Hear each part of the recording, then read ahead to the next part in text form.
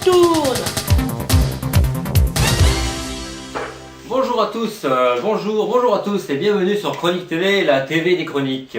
Alors j'espère qu'aujourd'hui je vous trouve en bonne forme et puisque nous parlons de forme, je vais aujourd'hui vous parler d'un allié de la bonne forme, l'ennemi de la fatigue et de la décrépitude qui nous guette tous un jour. Je veux parler bien sûr de la mandarine.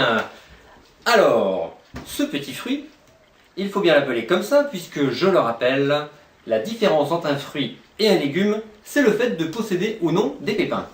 Et oui, c'est-à-dire la pépination. Ça y est, ça commence.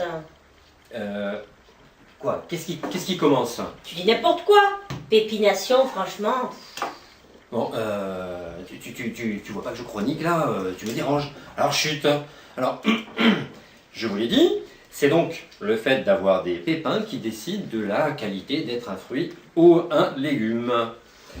Donc, notre mandarine est un fruit, mais attention, ce n'est pas un simple fruit. C'est aussi et surtout une agrumineuse, c'est-à-dire qu'elle est... Oh là là, agrumineuse maintenant. Bien.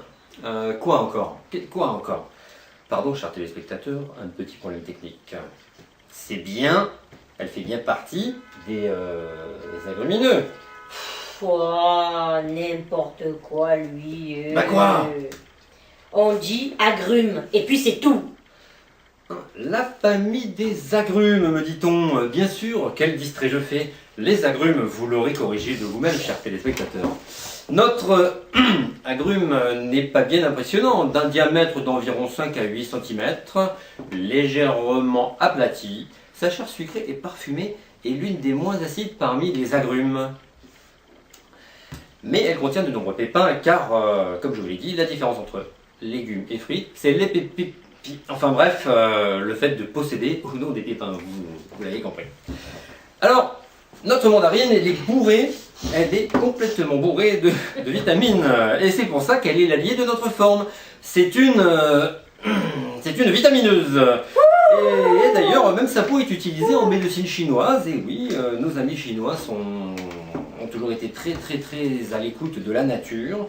Et donc, elle est étudiée et surtout utilisée en médecine chinoise pour faire des médicaments avec la peau.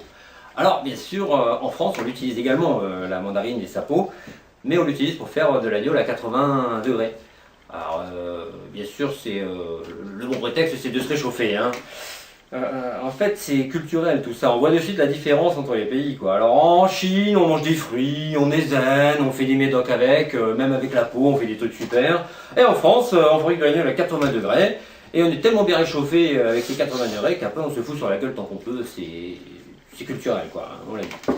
Mais revenons-en à la mandarine, qui est un fruit tropical, et comme nous le savons... Alors là, je peux pas laisser passer ça, Steph. Il y a des enfants qui t'écoutent et qui adorent les mandarines. Alors on dit un fruit tropical, pas un fruit tropicaux. Bon, ok. Alors nos mandarines sont des fruits tropicales et la mandarine... Eh ben non. Eh ben non. Et quoi ben non? Qu'est-ce qu'il y a encore? On dit tropicaux. Un fruit tropical, des fruits tropicaux. C'est tout. Bon, ça devient compliqué à gérer tout ça, hein. Bref, la mandarine nous vient des pays chauds.